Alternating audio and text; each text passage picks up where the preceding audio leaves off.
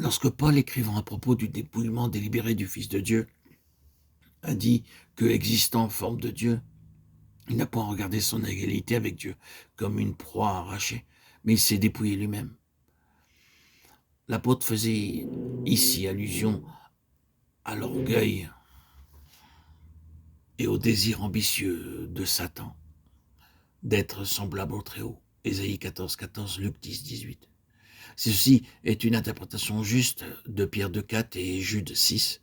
Alors la scène dans Philippiens 2, en restant fidèle à tant d'autres enseignements dans le Nouveau Testament, est celle du Fils de Dieu devenant le Fils de l'homme, prenant la forme d'un homme pour régler cette bataille avec l'usurpateur, l'ennemi, Satan.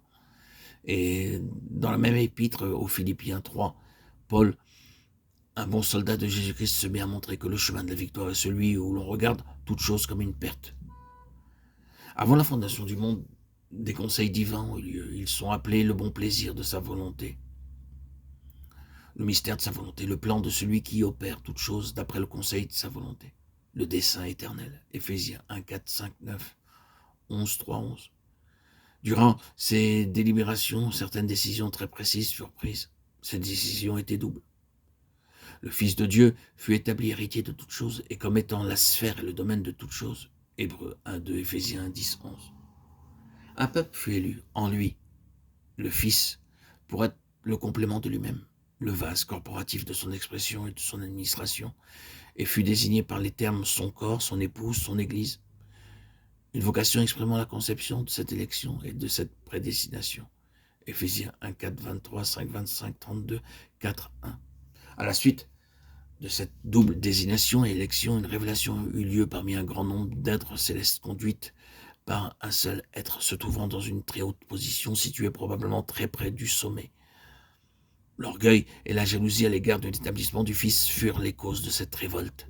L'égalité avec Dieu étant la place aspirée par cet être haut placé.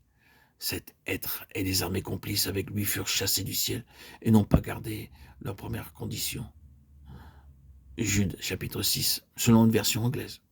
Le schisme, la rupture, la division dans le ciel, accompagnée de la colère de Dieu, demeurant sur eux, ont inspiré une inimitié impérissable et éternelle chef contre le Fils de Dieu et le genre humain en tant que vase intentionnel et potentiel de sa gloire. Ainsi, le genre humain fut attaqué peu de temps après la création et une inimitié particulière fut concentrée contre l'anie de ceux qui ont maintenu la foi en Dieu et ont manifesté quelques traits caractéristiques du Fils de Dieu. Comme primitivement, ainsi à travers tous les âges. L'unique objectif et l'activité de cet adversaire funeste ont été de désorganiser, de diviser, de désintégrer l'humanité, et plus particulièrement les élus, le peuple de Dieu. Par un tel objectif, l'intention est de neutraliser le dessein de Dieu et son vase choisi et établi.